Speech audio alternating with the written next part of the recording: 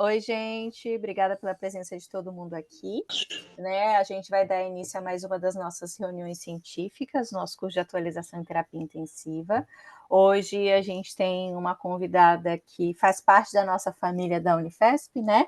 Que é a doutora Juliana Oliveira da Silva. Não é a primeira vez que ela vem aqui dividir um pouco do conhecimento dela com a gente, né?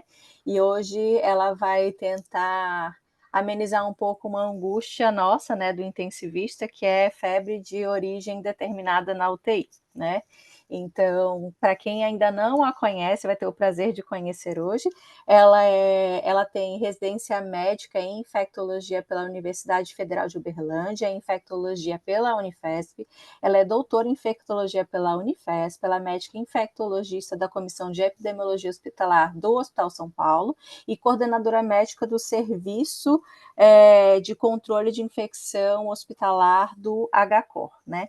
Eu queria agradecer muito, eu tenho certeza que a gente vai aprender bastante, e se vocês tiverem dúvidas, podem botar no chat que ela vai ter o prazer de tirar todas as nossas dúvidas, tá? Então, muito obrigada, Ju, e é um prazer ter você aqui com a gente de novo. Obrigada, Dani, mais uma vez. Agradeço também à doutora Flávia essa oportunidade. Eu acho que a unidade de terapia intensiva da Unifesp sempre é um palco de muito aprendizado para todos que têm a oportunidade de conviver e passar alguns momentos da sua trajetória. E a gente estava até falando um pouquinho antes o quanto a gente continua aprendendo, mesmo com alguns anos de trajetória no dia a dia, nas discussões diárias. E eu fui convidada a falar com vocês sobre um tema que gera angústias, e que talvez a gente só precisa repensar um pouco as nossas práticas diante de determinadas situações e tentar reconhecer o quanto a gente tem sido talvez agressivos ou não, principalmente na prática da introdução de antimicrobianos, quando um paciente em unidade crítica apresenta febre. Então, eu vou tentar trazer alguns contextos e alguns conceitos para a gente avaliar em conjunto. A gente tem sempre uma dificuldade um pouquinho de encontrar esse tema na literatura de uma forma muito característica, com dados que são com N considerável, com representação em amostras, para a gente poder trazer contextualizações que sejam aplicáveis em todas as situações e práticas, mas eu tenho certeza que depois dessa nossa discussão, um raciocínio, um questionamento sempre vai ter presente nas discussões de pacientes com febre na unidade de terapia intensiva. Então, a gente tem alguns objetivos com essa apresentação, que é principalmente revisar as definições clássicas de febre de origem indeterminada. Esse foi o tema me apresentado, e eu acho que daí a gente vai trazer até discussões dessas definições e a apresentação e revisitação desses conceitos para ver o que a gente realmente tem utilizado em termos desses termos e o que realmente é cabível e o que realmente é aplicável na prática do dia a dia da terapia intensiva. Então, quando a gente traz as definições de febre de origem indeterminada para as adaptações do cenário de UTI, a gente se depara com outros contextos que a gente precisa contextualizar, que são as definições de nova febre na UTI e a febre recorrente na unidade de terapia intensiva, e a febre de origem indeterminada mesmo no paciente crítico. A gente vai tentar revisitar um pouquinho a epidemiologia, as principais etiologias infecciosas e não infecciosas. Aqui a gente já tem uma contextualização que nem toda febre, e inclusive as febres persistentes ou novas febres num paciente crítico não estão relacionadas a causas infecciosas em 100% das suas apresentações. E a gente vai tentar, em conjunto, estruturar um passo a passo de investigação, envolvendo tanto a história, a apresentação, as manifestações, sinais e sintomas, quanto a investigação laboratorial também, e discutir o quanto essa discussão hoje tem uma contextualização extremamente ampla e aplicável no contexto de gerenciamento de antimicrobianos, no uso racional de exames também, de utilização de biomarcadores e com o impacto que a gente tem nos eventos adversos dessa exposição, por exemplo, o aumento das taxas de infecção por Clostridioides difficile nos nossos pacientes, tanto de terapia intensiva quanto no ambiente hospitalar. Não é fácil a gente buscar na literatura conceitos que trazem toda essa avaliação ampla de febres de origem indeterminada em adultos e principalmente de febre de origem indeterminada em pacientes de terapia intensiva, presentes tanto na admissão, essa febre, ou a febre que se desenvolve durante a internação de um paciente. Aí eu trouxe um trabalho publicado em 2023, que traz alguns conceitos que são bastante discutíveis, e desde a implementação desse conceito, há alguns anos atrás, de febre de origem indeterminada, que a gente ainda tem dificuldades, inclusive, na contextualização da aferição realmente da temperatura. Então, esses trabalhos mostram para a gente que a febre ela é considerada, apesar de algumas variações que têm sido descritas em diversos trabalhos, como temperaturas acima de 38,3, mas todos os trabalhos desestimulam a nossa aferição básica que a gente tem na grande maioria dos nossos contextos, que é a utilização da nossa temperatura axilar. Então, eu já abro um parênteses aqui agora, que quando a gente está falando de febre, a gente está falando da caracterização dessa elevação de temperatura, e que todas as discussões seriam para a gente ter menores interferências nesses valores, utilizar de outras estratégias que são difíceis na realização prática do dia a dia, mas que conseguem trazer aferições de temperaturas que não axilar. E eles também desestimulam, inclusive, as avaliações de temperaturas oral, nasofaríngea, enfim. A gente tem algumas recomendações, mas que não é cabível na grande maioria dos nossos contextos de terapia intensiva, e a gente acaba utilizando a nossa temperatura axilar, mas só abrindo parênteses que todos os trabalhos trazem essa contextualização.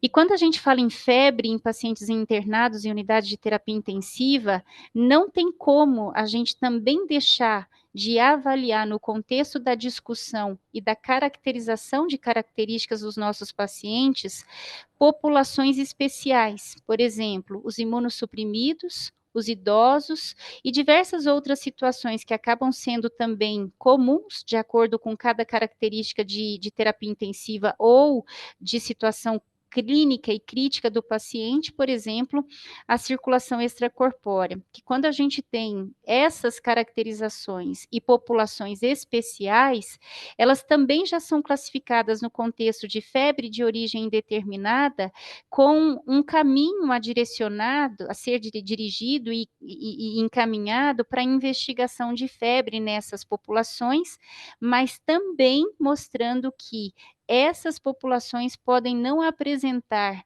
essa temperatura axilar acima de 38,3 para a gente iniciar essa contextualização de investigação de febre num paciente crítico, porque eles têm características específicas que também não se mostram com febre na grande maioria das vezes, ou em algumas situações bem específicas pelas suas características especiais. A febre, geralmente, ela é uma resposta fisiológica, a gente já sabe, é uma agressão, então, geralmente ela é uma resposta a uma agressão, que leva à síntese de diversas citocinas, tem ativação de granulócitos e células T, e a febre, com essa ativação de granulócitos e células T também, e outras cascatas também que são desencadeadas, acaba impactando e levando a uma redução no crescimento bacteriano. Então, quando ela está relacionada a causas infecciosas e infecções bacterianas, a gente sabe que a febre está relacionada com até a redução desse crescimento bacteriano por toda essa cascata que ela desencadeia. Mas ela apresenta efeitos deletérios que podem aumentar, por exemplo, aumento do débito cardíaco e o consumo de oxigênio, e a literatura traz que quando a gente tem pacientes críticos com determinadas apresentações que se apresentam com febre, principalmente de acordo com as suas causas, as suas etiologias, a gente pode ter um aumento de morbidade e mortalidade. Tá tudo bem? Vocês estão me ouvindo, Dani? Sim, sim. Se alguém abrir o microfone. Se você quiser tirar essa mensagem do compartilhamento lá da tela, é só Tá. colocar em ocultar que ela sai. Pronto. Pode.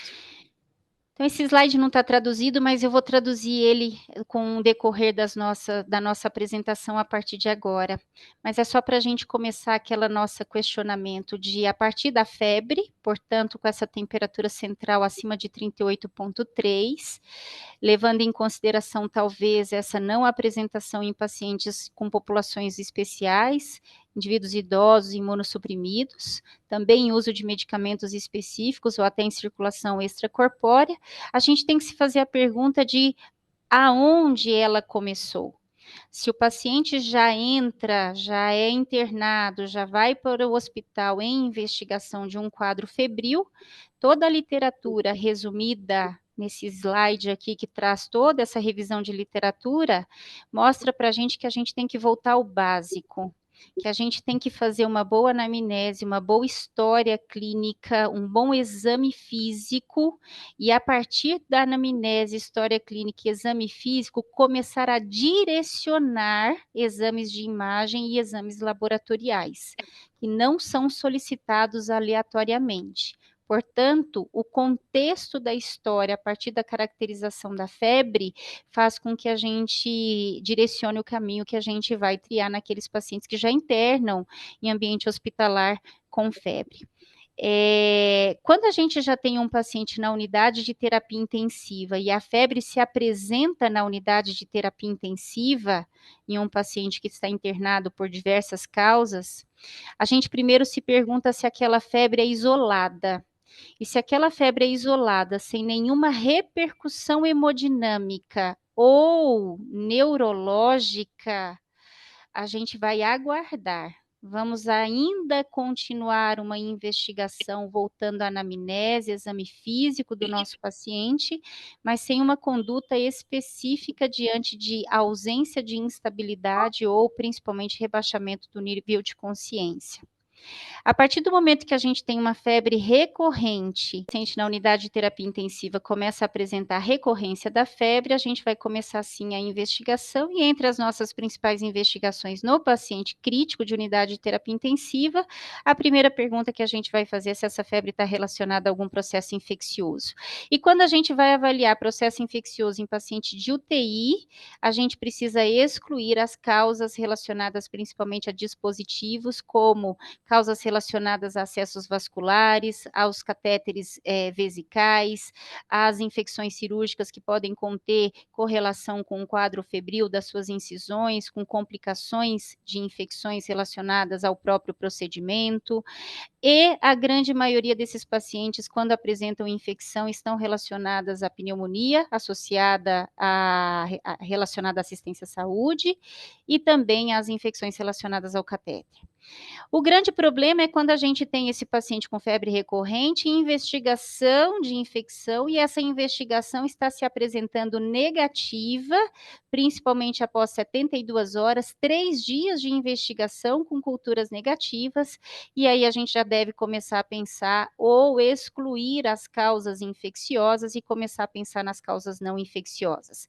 E aí a gente precisa ser bastante amplo no nosso pensamento, lembrar que as causas não infecciosas de febre recorrente no paciente UTI pode estar relacionado sim a procedimentos cirúrgicos, por exemplo, os traumas, cirurgias, com inclusive tromboembolismos relacionados nesses pacientes, as causas cardíacas não infecciosas, infarto do miocárdio, especificamente as pericardites, também as hemorragias que alguns pacientes submetidos a terapias com algumas medicações podem apresentar como complicações as hemorragias, e algumas medicações, inclusive antiarrítmicos, que podem estar relacionadas também a causas febris. As causas neurológicas devem ser avaliadas, e essas a gente precisa prestar bastante atenção, porque a gente precisa ser bastante agressivos quando o paciente apresenta manifestações neurológicas em relação também à apresentação, e a gente vai precisar excluir aquelas febres de origem central e as febres relacionadas a medicamentos, na grande maioria das vezes relacionadas a anticonvulsivantes, na unidade de terapia intensiva.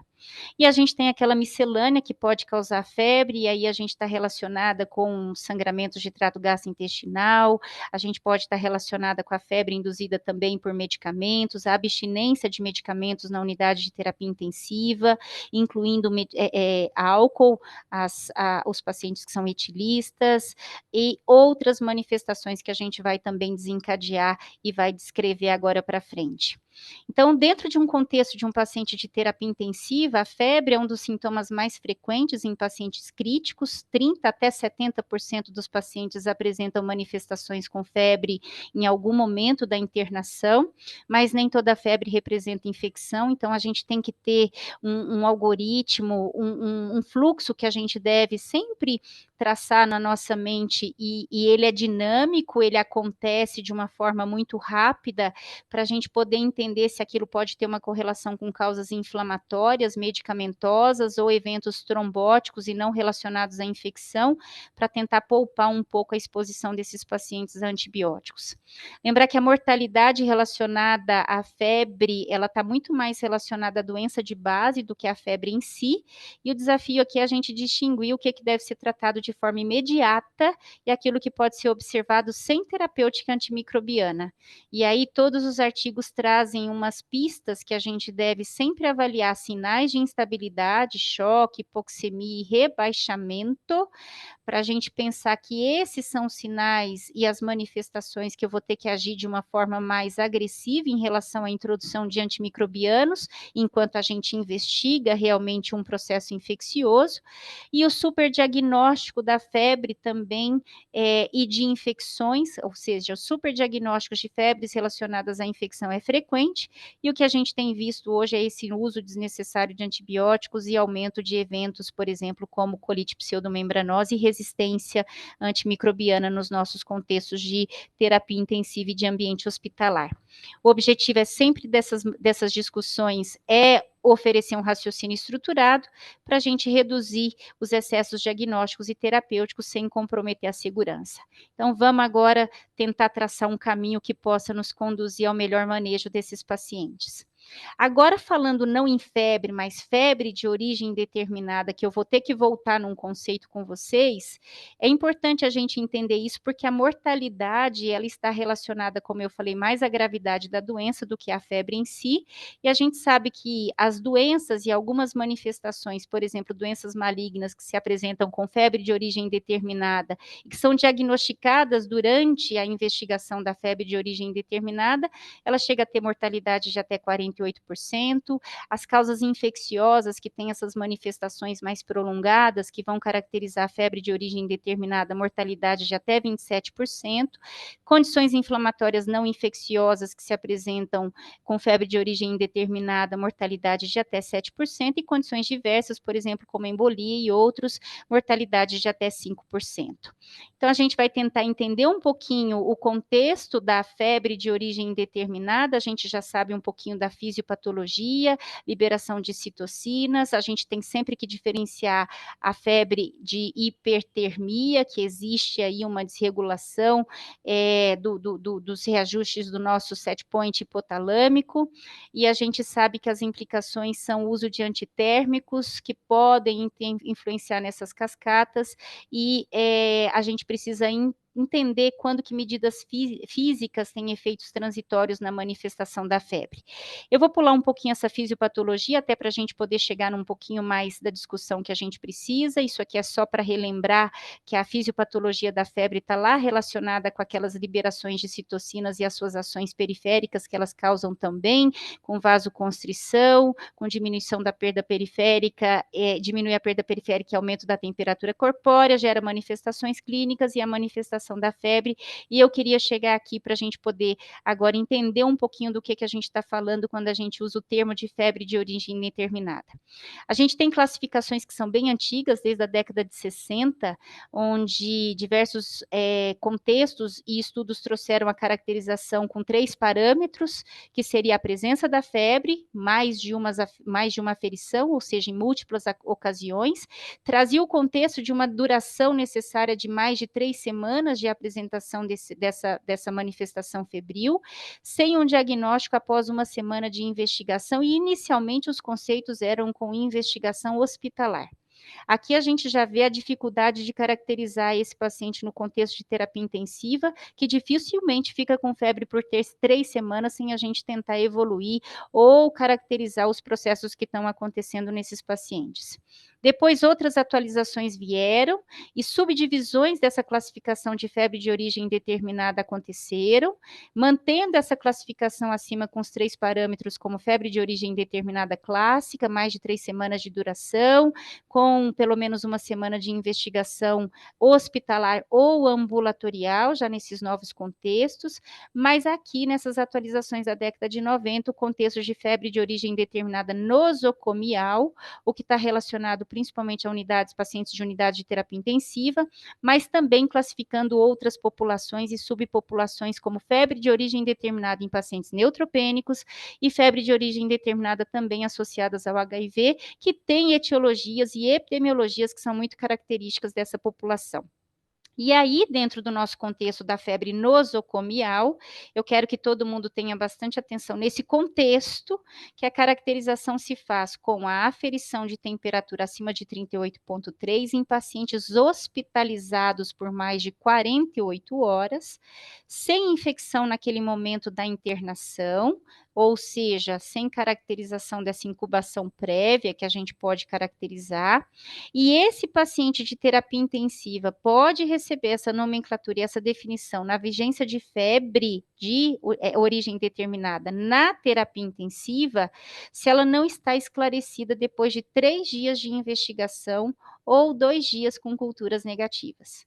Ou seja, esse termo de febre de origem indeterminada na unidade de terapia intensiva, ela é muito mais, talvez, utilizado aquele contexto que a gente tem de nova febre ou febre no paciente crítico, mas a gente ainda pode caracterizar ele como febre de origem indeterminada para a gente relembrar aquelas causas que a gente precisa investigar, principalmente as não infecciosas. Então, relembrar dessa classificação e desse termo é importante.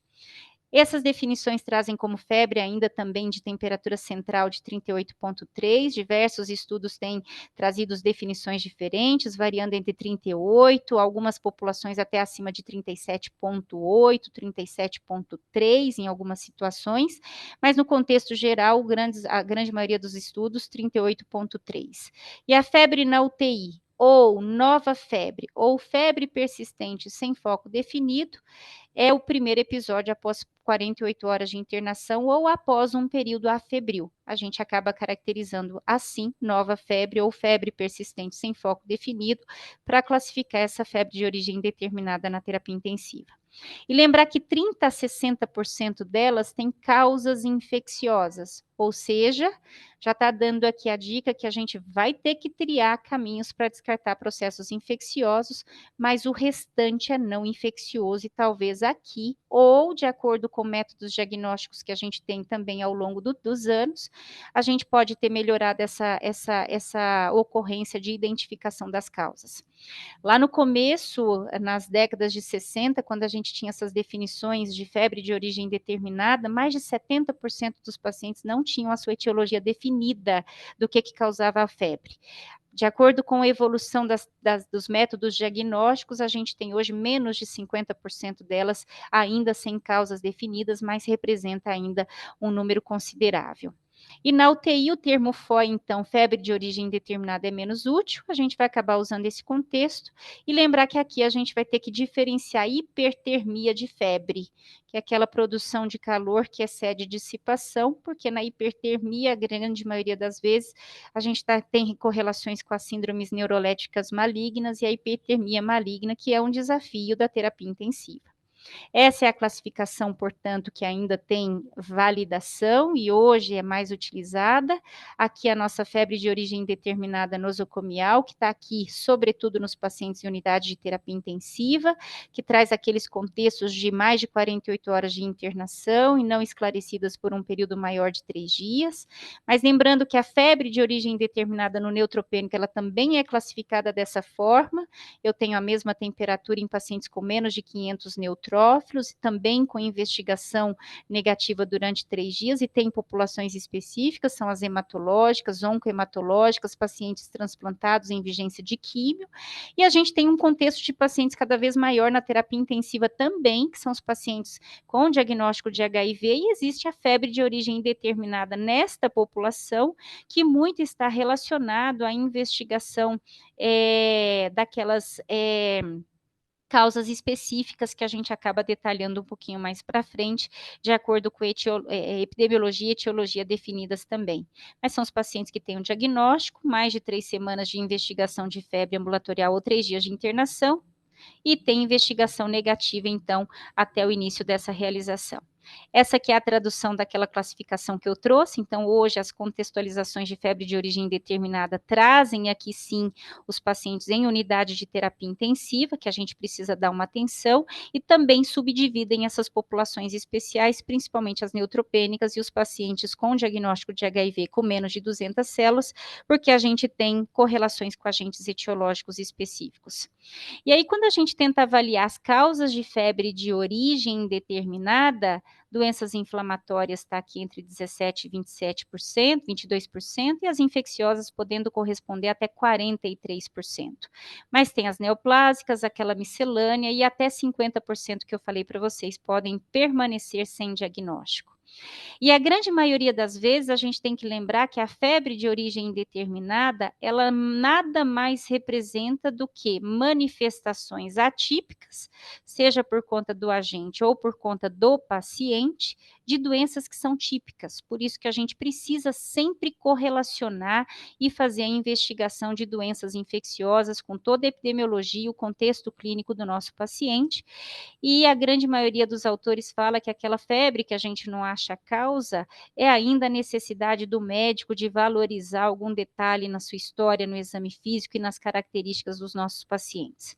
E mesmo na terapia intensiva, é isso aqui que a gente vai circular para tentar identificar as causas, principalmente infecção e inflamatória, cada vez mais um contexto de neoplasia pelo perfil de pacientes que a gente tem, que a gente admite, e as miscelâneas que trazem aí um compilado de situações. E entre as causas infecciosas, a gente tem sempre a tuberculose com manifestações extrapulmonares, de acordo com manifestações e apresentações de sinais e sintomas. Então, paciente com perda de peso, febre noturna, sudorese noturna, perda ponderal, a gente sabe que a gente vai ter que abrir investigação na grande maioria dos nossos pacientes que apresenta FOI. Lá, aquela clássica, essa aqui são as manifestações clínicas dos pacientes que apresentam aquela febre de origem indeterminada clássica, que a gente vai ter que ainda avaliar se esse é o contexto também dos nossos pacientes com febre de origem indeterminada na UTI. Mas lembrar que a gente admite paciente também em investigação dessas febres de origem indeterminada clássicas, e que a gente vai fazer toda essa investigação das causas infecciosas, endocardite, as infecções por micobactérias, as tuberculoses, inclusive extrapulmonares, as doenças fúngicas disseminadas de acordo com a característica de pacientes, as vasculites, nas doenças inflamatórias, as doenças neoplásicas e as miscelâneas, principalmente relacionadas a situações específicas envolvendo tireoide ou outras situações que podem causar febre, que é a história clínica e a manifestação do paciente que vai trazer. Aqueles pacientes com febre clássica e dores de cabeça, cabeça e pescoço, é a manifestação clássica ali da sintomatologia e da localização dos sinais e sintomas. Os vírus, entre eles mononucleose infecciosa, citomegalovírus, que também hoje no contexto de terapia é importante, por quê? Porque a característica de populações especiais na terapia intensiva, com pacientes imunossuprimidos, expostos à corticoterapia pelas tratativas específicas, acaba levando também às causas virais, com reativação dessas infecções como causa de febre de origem indeterminada na terapia intensiva, e esses pacientes acabam sempre por uma trajetória de exposição a antimicrobianos, porque eles têm imunossupressão, têm gravidade, a gente entra com antibióticos, expõe eles à antibiótico terapia, e até a gente identificar identificar que se trata de uma reativação viral, apesar que cada vez mais as especializações e as especialidades dentro da terapia intensiva têm feito abrir esses diagnósticos diferenciais o mais rápido possível, mas acaba sendo causas também de exposição prolongada dos nossos pacientes a antibióticos, essas infecções virais que reativam no contexto de terapia intensiva. E as outras manifestações também específicas, fazendo com que causas não infecciosas chamem atenção, especificamente nas manifestações oculares, a gente tem causas específicas infecciosas e não infecciosas que estão muito lá relacionadas às febres de origem indeterminadas clássicas e não às de unidade de terapia intensiva. Depois eu vou, esse slide vai ser disponibilizado. Então, de acordo com a localização dos seus sintomas, a gente está diante de uma série de investigação de causas de febre que podem se manifestar de forma arrastada e que aí a epidemiologia, a anamnese, aquele contexto que a gente falou naquele paciente que já interna com essa manifestação, vai fazer muita diferença para a gente. E aí todas essas manifestações que podem se apresentar num contexto de paciente febril na unidade de terapia intensiva. Depois a gente traz aqui as manifestações, mas eu quero chegar no nosso contexto específico dos pacientes em unidade de terapia intensiva, apresentando as suas manifestações não só infecciosas, mas também inflamatórias, onde lúpus, doenças reumatológicas, febres reumáticas, esclerodermias, arterite temporal, doença de Still, poliarterite nodosa, polimiosite, estão ali entre as causas de febre de origem determinadas inflamatórias, leucemias e linfomas na neoplásica, e entre as miscelâneas que a gente tem, as causas hormonais, circulatórias, psíquicas e diversas, e entre as diversas a gente tem diversas manifestações que sempre precisam com que o médico preste atenção em manifestações e sinais e sintomas, e principalmente aqui em diversos, as febres secundárias a medicamentos e também a outras manifestações que não só infecciosas, mas também doenças inflamatórias intestinais, que a grande maioria das vezes a evolução clínica, o quadro clínico e a história clínica do paciente vai nos levar. E os diversos, as hipertemias orais essenciais, diversas outras causas como desidratação hipertônica, enfim, é uma manifestação extremamente gigantesca de etiologias que podem levar à febre de origem indeterminada, e a gente vai tentar tratar aqui na unidade de terapia intensiva esse direcionamento, como a gente já viu lá naquele primeiro slide, que a grande maioria delas a gente vai descartar ou vai relacionar a infecções e principalmente associadas a dispositivos. Então, num paciente com febre, na UTI, investigar pneumonia associada à ventilação mecânica, infecção do trato urinário de acordo com a manifestação clínica, infecção de corrente sanguínea relacionada a catéter. Nos pacientes no pós-operatório, principalmente de quadros abdominais, descartar coleções intraabdominais, anastomoses, isquemias mesentéricas, colicistite acalculosa, pancreatite. Na unidade de terapia intensiva, a gente se depara muito com sinusite nosocomial, presença de sonda por muito tempo e o paciente começa com descargas de secreção ali na região da inserção da sonda, pacientes com mastoidite, principalmente aqueles que ficam hipersecretivos durante muito tempo e que a gente vai ter que acabar lembrando dessas causas para tentar descartar causas infecciosas, também endocardites e as infecções de pele e partes moles, e nos pacientes com diarreia ou até megacólon com obstipação, colite pseudomembranosa por clostridioides. Mas na unidade de terapia intensiva também a gente tem que lembrar das não infecciosas e que são relevantes e que acontece com frequência.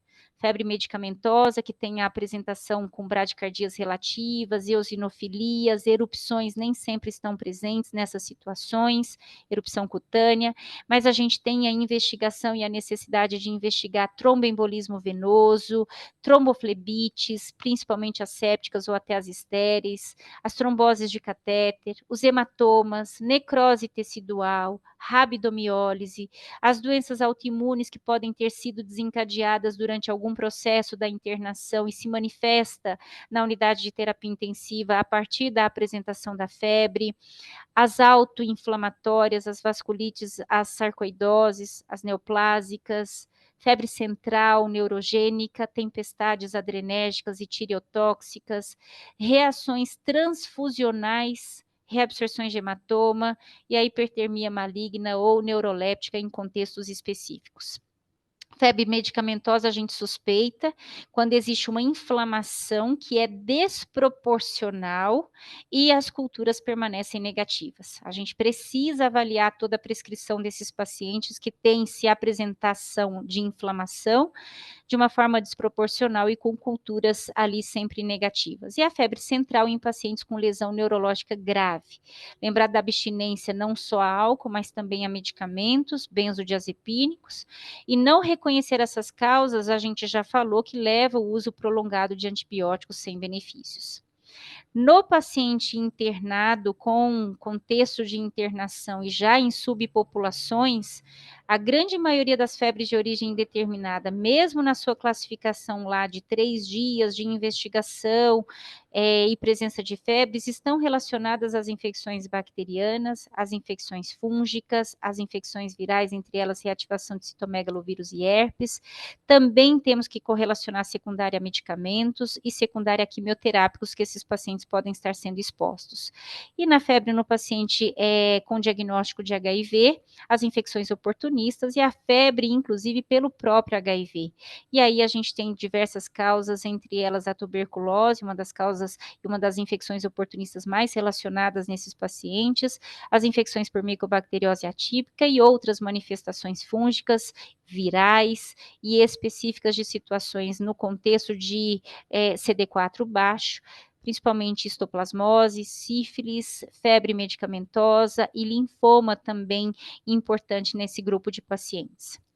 Outras causas que a gente precisa avaliar em situações específicas é a presença de febre se apresentando com um quadro mais arrastado, mas com sinais tardios de lise óssea aos exames de imagem, e também situações muito específicas que o próprio contexto e quadro clínico do paciente vai nos fazer levar à investigação das salmoneloses e enterobacterioses prolongadas também no contexto. Portanto, diante de um paciente com a denominação já de febre na unidade de terapia intensiva, antes da gente caracterizar, inclusive, como febre de origem indeterminada, a gente precisa fazer uma revisão dirigida aos dispositivos, a exposição a cirurgias e traumas, a transfusões, medicações novas que foram recentemente instituídas e prescritas para o paciente. Essas sondas e esses dispositivos geralmente são portas de entradas e às vezes são negligenciadas e prolongam a febre, e aí a gente fala principalmente da sonda nasoenteral. Sempre avaliar esses medicamentos que são introduzidos recentemente, principalmente antibióticos, anticonvulsivantes, alopurinol e heparinas, que podem sim relacionar a febre, e a febre medicamentosa pode inclusive simular sepse, com aquela inflamação que a gente falou que é até desproporcional. E o exame físico que a gente não pode deixar de realizar de uma forma minuciosa, com ênfase em sítios de risco, pele e partes moles, inserções de dispositivos, seios da face, cavidade oral, períneo e feridas ou lesões que os nossos pacientes apresentam. A partir do direcionamento de manifestações e sinais e sintomas clássicos de algumas topografias específicas também, a gente pode pedir exames básicos, como hemograma, eletrólitos, função renal, lactato, biomarcadores que a gente precisa discutir o quanto eles são, e eu vou trazer um pouquinho dessa discussão, o quanto eles agregam para diagnóstico da febre, ou eles são utilizados mais num contexto até de descartar processos infecciosos. E a grande discussão é que esses biomarcadores, para ter uma utilização e para a gente ser um pouco mais efetivo nas evidências para a caracterização de febres infecciosas, eles precisam ser seriados, porque um valor isolado não traz absolutamente, talvez, tamanha contextualização no diagnóstico que a gente está seguindo. E as culturas, quando indicadas, sempre 2 pares de hemoculturas periféricas e do catéter se suspeita, urina se suspeita de infecção urinária e escarro aspirado traqueal se suspeita de infecções respiratórias. E a imagem inicial, uma radiografia de tórax, de acordo com a nossa localização e investigação inicial, ultrassom, principalmente de vias biliares, para descartar coleções e colecistites. E as hemoculturas, coletar sempre que febre persistente sem foco, principalmente em deterioração hemodinâmica ou suspeita de bacteremia relacionada a catéter. Urina somente nas presenças de sinais e sintomas, piúria, dor suprapúbica, obstrução num paciente febril. E lembrar que bacteriúria assintomática é comum em sonda vesical de demora, isso aqui é só uma contextualização. Se eu vejo grumos na sonda, eu vou pedir, se o meu paciente não tiver manifestação clínica, a chance grande de vir uma cultura positiva, mas isso não é infecção, a gente tem que lembrar disso. Tratos respiratórios inferiores, coletar quando tem sintomas e direcionamento para, então a gente vai colher exames do trato respiratório inferior se infiltrados novos, com secreção purulenta, com hipoxemia, com instabilidade, testes rápidos se disponíveis no contexto, inclusive virais, fezes na presença de diarreia para tentar descartar em pacientes expostos a antibióticos, a colite pseudomembranosa, quando a gente tem diarreia sem outra explicação, mas sempre avaliar a prescrição, ver se não prescrever um laxante nas últimas 48 horas, suspende o laxante e não investiga ainda a colite pseudomembranosa, e evitar aqueles pacotes de culturas diárias sem indicação. A gente aumenta, quando a gente usa esses pacotes de culturas diárias, os falsos positivos e o uso indevido de antibióticos, e há uma recomendação de se repetir culturas se o paciente apresenta piora clínica ou até 48 horas a 72 horas sem fonte clara identificada das causas infecciosas. Biomarcadores podem ajudar na diferenciação infecciosa de não infecciosas quando interpretadas em série e num contexto clínico e não nos seus valores aleatórios. Procalcitonina pode auxiliar na decisão de iniciar, mas muito mais hoje na decisão de suspender antibióticos terapias iniciados ou já com tempos considerados de tratamento em pacientes talvez ainda inflamados. Reduções sustentadas dos seus valores sugerem um controle da fonte. Existe a limitação, porque esses biomarcadores podem se elevar e alterar por trauma, cirurgia, choque, valores isolados, portanto, têm baixa acurácia. E a gente vai usar muito mais esses biomarcadores na regra da parada do que naquela regra do início. É muito mais para eu suspender o antibiótico do que para eu iniciar o antibiótico. E os exames de imagem dirigidos para manifestação do processo infeccioso. Tomo de tórax, abdômen e pelve, se febre persistente sem foco após a avaliação inicial. Ultrassom com Doppler de membros inferiores se suspeita de TVP. Eco também em persistência ou bacteremias persistentes ou presença de próteses valvares e febre. Tomas de seios da face em pacientes com febre sem causas definidas e uso de sonda nasenteral com secreção purulenta, drenando do local de introdução da sonda, sinais locais, e avaliar colecistite calculosa, principalmente nos pacientes críticos com dor à palpação, pacientes em jejum prolongado, aquela discussão toda que a gente já tem do paciente ali crítico à beira do leito também, ou instabilidade sem foco. PET, tem muita discussão em relação à febre de origem indeterminada, e a gente tem que lembrar que a gente considera fazer PET em pacientes com FOI prolongada, com investigação negativa e estabilidade clínica. Ele não é um exame de rotina na UTI, ele não dá diagnóstico, ele vai mostrar para a gente somente onde tem maior captação e talvez um processo inflamatório, sem a gente ter diagnóstico em específico. Antibióticos a gente só inicia empiricamente quando a gente tem instabilidade na investigação da febre ou sinais e sintomas claros de infecção em uma determinada topografia ou provável processo infeccioso naquela determinada topografia. A cobertura da antibiótico terapia é baseada sempre na epidemiologia local, no uso na exposição prévia a antibióticos e nos fatores de risco a áureos, oxa-R, pseudomonas e fungos. Eu sempre reavalio antibióticos depois de 24 a 72 horas para avaliar descalonamento ou até suspensão com base em culturas e imagem e evolução clínica também e evitar tratar aquelas colonizações. Pacientes com bactérias nas vias respiratórias ou urinárias sem manifestação clínica de processo infeccioso, a gente precisa fazer uma correlação clínica para a introdução de antibióticos somente se manifestação clínica. O manejo da febre com antitérmicos também deve ser acompanhada e indicada com a sua cautela, não há um benefício comprovado de suprimir toda a febre. Eles aliviam o desconforto que o paciente pode apresentar. As medidas físicas de resfriamento na hipertermia verdadeira, cuidado com tremores e o aumento do consumo de O2.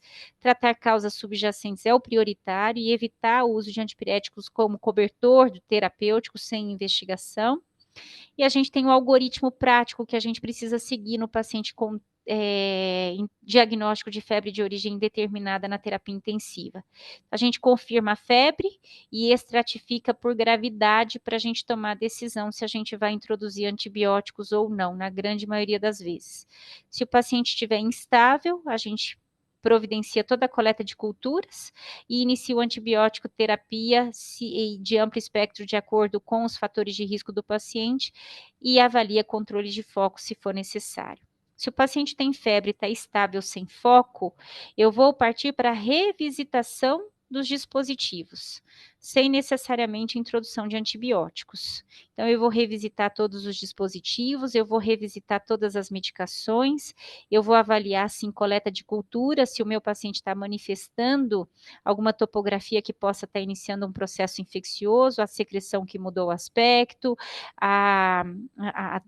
o desconforto urinário ou piúria na vigência de febre, e a gente avalia esses exames de acordo com as manifestações, os sinais e sintomas. E a febre persistente por 48 ou 72 horas, a gente já vai ser sem causas inicialmente definidas e diagnosticadas. A gente vai partir para exames mais invasivos, como tomo de tórax, abdômen, pelve, eco, avaliações de seios da face, Doppler venoso na tentativa de investigação diagnóstica. Sem diagnóstico e febre prolongada, aí a gente começa a considerar sorologias, os fatores autoimunes, as biópsias dirigidas e a classificação de acordo com subpopulações também que possam nos dar toda um direcionamento de como que a gente deve seguir nessa investigação. E eu sempre vou reavaliar esses pacientes para tentar traçar descalonamento ou suspensão de antibiótico conforme dados clínicos e até a utilização de biomarcadores. Então, eu confirmo as medidas se meu paciente realmente está febril, eu revisito dispositivos, medicações e transfusões, faço um exame físico completo com exames de imagem e exames básicos que podem me ajudar no diagnóstico, colho culturas dirigidas, de acordo com a manifestação e a suspeita de manifestações de determinadas topografias, faço ultrassom conforme suspeita, se tenho manipulações ou fatores de risco para situações e evolução de processos infecciosos, icterícia, dor abdominal, considerar tomos e persistência sem foco e iniciar antibióticos se instabilidade ou foco provável e reavaliar em 24, 72 horas para descalonar. Vou considerar as causas não infecciosas também sistematicamente antes de rotular o paciente como febre de origem indeterminada. Pistas clínicas, dor, desconforto em trajetos de catéteres, hiperemias em inserções de sítios de catéter, pensar em flebites e infecções de corrente sanguínea associada a catéter. Icterícia e dor, jejum prolongado, pensar em colecistite acalculosa e tentar fazer esse diagnóstico. Congestão nasal, com rinorreia purulenta, em sondas nasais prolongadas, pensar em sinusite bacteriana. Diarreia aquosa e antibióticos, colite pseudomembranosa com clostridioides. Rigidez muscular, alteração do tônus, hipertermia, síndromes neuroléticas malignas, serotoninérgicas, revisitar as medicações psicotrópicos. Taquicardia desproporcional, hipoxemia aguda com febre, tromboembolismo. A gente vai sempre avaliar o uso de antitérmicos como uma medida de equilibrar conforto do paciente. Nem toda febre precisa ser combatida de uma forma agressiva. Antibióticos só naqueles sinais de instabilidade ou forte suspeita de sepse e rebaixamento do nível de consciência. Reavaliação diária mandatória, os antibióticos eles não devem ser mantidos e procalcitonina pode ser utilizada sim para guiar a suspensão em pacientes estáveis. Controle do foco é mais importante em qualquer antibiótico. Retirar catéter suspeito, drenar coleções, desbridar tecidos que têm características de infecção. E aqui uns casos que eu trouxe da literatura, talvez só para a gente documentar e exemplificar. Paciente em ventilação mecânica na UTI há mais de 14 dias, tinha febre persistentes e culturas negativas. O caso clínico deste paciente era uma sinusite nosocomial por sonda nasenteral e ele foi classificado como febre de origem indeterminada na UTI e a causa era sinusite nosocomial por sonda nasenteral. Tinha um paciente no pós-operatório de cirurgia abdominal, ele tinha febre sem sinais localizatórios e no pós-operatório o ultrassom sugeriu também colecistite acalculosa. Também entrou na classificação de febre de origem indeterminada na unidade de terapia intensiva. Paciente estável com febre há mais de 72 horas, exame sem foco. A revisão de todos os sistemas e prescrição mostrou o início de um antibiótico há 5 dias. Depois de todas as causas descartadas, a suspeita de febre medicamentosa se fez. Exemplos ilustram só a investigação que exige um pensamento amplo e a revisão crítica diária. Pós-operatório de laparotomia, o paciente no D2 de internação em UTI, febre de 38, tinha leucocitose, não tinha um foco claro, foi para um exame de imagem para a gente descartar causas do processo que o paciente tinha sido submetido. Paciente em ventilação mecânica há 7 dias, tinha secreção purulenta, tinha infiltrado novo ao raio-x, critérios de PAV, a gente pediu culturas de aspirado traqueal. Paciente com sonda vesical há 10 dias, tinha grumos na sonda, colheu cultura, cresceu bacteriúria sem sintomas. Eu não vou dar antibiótico, eu vou reavaliar, inclusive, a necessidade de permanecer aquela sonda naquele momento. Paciente com hipertermia, 40 graus, mais rigidez após haloperidol, suspeitar também das síndromes neurolépticas e avaliar as prescrições e os medicamentos que a gente pode suspender para descartar causas de infecções e também outras causas não infecciosas. As armadilhas na UTI, a sinusites por sonda, como a gente já falou, os pacientes acabam sendo classificados como febre de origem indeterminada e na grande maioria das vezes é uma sinusite bacteriana. As colicistites acalculosas, também uma causa frequente de febre em paciente de UTI que tem a classificação de febre de origem indeterminada com sinais discretos. O paciente nem sempre apresenta icterícia, dor à palpação. Processos tromboembólicos, tromboembolismo, subdiagnosticados, avaliar-se febre sem foco, mais hipoxemia e taquicardia. Febre medicamentosa, naqueles quadros que a gente vai pensar com um quadro de inflamação desproporcional às culturas negativas. E o PET nesses pacientes tem um alto valor quando exames padrão são inconclusivos, mas de acordo com a disponibilidade também, eles não dão diagnóstico. Eles guiam para onde a gente vai olhar para tentar dar um diagnóstico para o nosso paciente de acordo com a localização de um processo inflamatório. Situações especiais, a neutropenia, eu vou iniciar antibiótico de amplo espectro imediato, então aquela população especial merece classificação por isso. Com cobertura antipseudomonas e investigar foco em paralelo, pós-transplantes e pacientes com diagnóstico HIV, pensar nos patógenos oportunistas, principalmente com a exposição de alguns imunossupressores e o cronograma da exposição a esses imunossupressores. E neurocríticos eu vou diferenciar em febre central de infecção. Um grande desafio na prática, mas a gente vai iniciar antibiótico fazendo a investigação com todos os recursos que a gente tem e na ausência de confirmação desses diagnósticos infecciosos, com revisitação de prescrições e manifestações, a gente pode sim pensar em outras causas que não infecção, mas eu sempre vou descartar também pneumonias, infecção do trato urinário, infecção de corrente sanguínea concomitante nesses pacientes.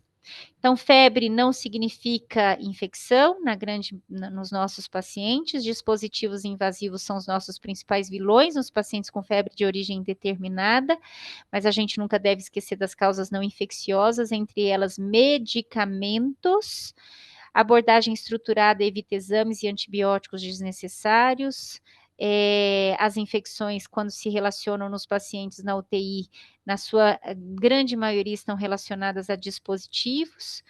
Uma abordagem escalonada reduz a exposição a antibióticos. Eu reavalio diariamente esses pacientes e o foco com controle de fonte e gerenciamento de antimicrobianos são fundamentais.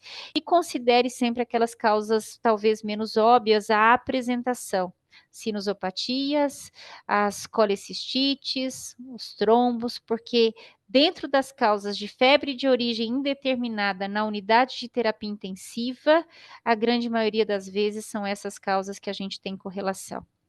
E aqui eu trago depois todos os slides com as referências que eu usei, vai estar disponível para todo mundo, são todas as referências que a gente utilizou, e eu abro para a nossa discussão. Quer descompartilhar, Ju? Estou tentando, amiga, não sei nem onde eu olho aqui, stop share, pronto. Parei? Parou. Chefe? Chefe, você quer falar? Não, bom, queria agradecer aí, Juliana, excelente apresentação, né? Acho que um foco que nos coloca sempre muito em um debate lá na UTI. Pena que a gente está um pouquinho adiantado na hora, então acho que a gente não vai ter muito tempo para discutir, mas eu queria fazer umas perguntas para você. Basicamente, eu queria uma primeira pergunta bem óbvia, Ju. Todos os algoritmos, e tem a ver com a nossa discussão de febre dentro da UTI, né? Eles colocam aí a febre como 38,3, porque no exterior, né, usa temperatura central. E a gente aqui usa temperatura axilar. Então, para nós, a gente chama de febre 37,8. E aí, eu queria um comentário seu nesse sentido, sabe? De discutir o que que a gente tem que levar em consideração ou não. E acho que você nos deu muita luz aí de como a gente deve procurar a febre na UTI, mas nos nossos pacientes, se você está lá presente com a gente no dia a dia, eu acho que o nosso maior angústia, Ju, é o doente, aquele choque meio crônico, sabe? Então, é a história de como é que a gente vai fazer para abordar isso. Muitas vezes a gente tem levado esse paciente para o que a gente está chamando de tomografia de corpo inteiro, que não é corpo inteiro, né? Mas para escanear um foco fechado. Então, e isso tem dado muita angústia na equipe, né? Dizer assim, olha, eu vou deixar ele com febre. Recentemente a gente perdeu até um paciente que estava com 40 graus de febre, paciente neurológico. Então, até que ponto, e em disfunção orgânica, né? E se a gente for realmente pegar ferro e fogo, isso, o paciente está chocado. Ele está instável hemodinamicamente, mas ele está num choque da UTI já há muito tempo.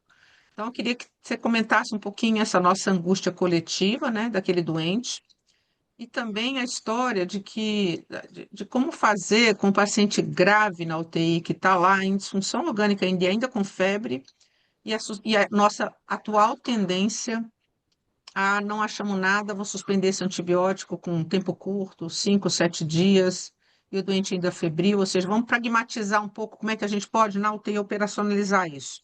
É para a gente fazer cardiograma, tomo de seis de face, levar para tomografia, procurar foco fechado. Eu queria um comentário mais pragmático, assim, do dia a dia, na sua parte. Depois de esclarecer o negócio da febre lá. Eu acho que é isso mesmo que você falou, Flávio. Fiz questão de trazer que a febre tem sido caracterizada como 38,3 como central, com todas essas características. No nosso contexto geral, um paciente que se apresenta com 37,8, apesar de não estar ali na nossa definição de critério, por conta dessa caracterização que eles trazem como central, é o que a gente já começa assim a avaliar e considerar na unidade de terapia intensiva.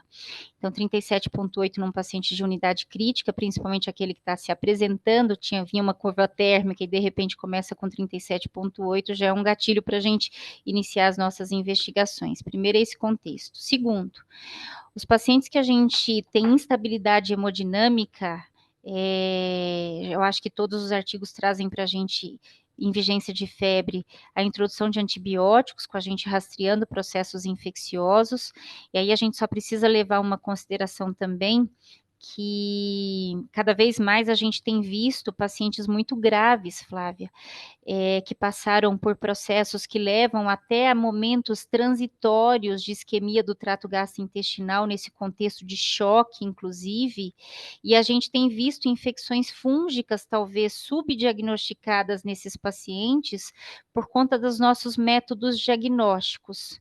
Então, lembrar que nesses pacientes que estão em vigência de febre, em uso de antibióticos, e que passam por causas, inclusive, que estão relacionadas a contextos de infecções fúngicas, a gente vai ter que discutir terapia, sim, talvez possível ou provável de processos infecciosos fúngicos, entre eles candidemia. Você sabe que a gente tem todo um cuidado para discutir isso no contexto de terapia intensiva, mas a gente tem alguns trabalhos mostrando que as candidemias podem se apresentar não no contexto da instabilidade, não é esse o marcador, mas da febre em vigência de pacientes em uso de antibióticos e até 30% deles podendo se apresentar com instabilidade.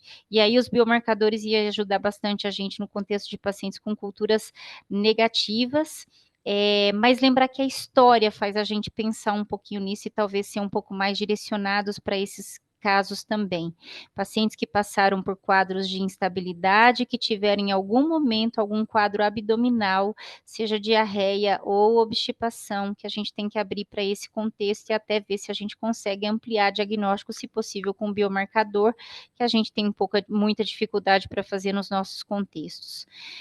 Mas vale a pena só o reforço de que nesse cenário a recomendação é inicie antibiótico porque ele está instável, começa a investigação diagnóstica com os exames de culturas, os exames laboratoriais básicos, 48 horas de investigação sem foco definido, inicia os exames de imagem, tomografias de abdômen, tórax, pelve, e em pacientes, principalmente com válvulas, próteses valvares, a introdução de um ecocardiograma também nesse cenário, depois de 48, 72 horas de investigação, num contexto de febre sem causa definida.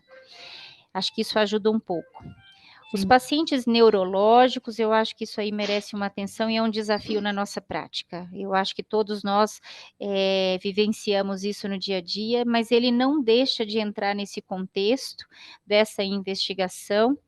E eu acho que cada vez mais só reforça a necessidade nesse cenário da gente descartar essas causas, principalmente essas menos pensadas no momento da nossa avaliação e não atribuir direto também a neurológico e não falar também que não é infecciosa.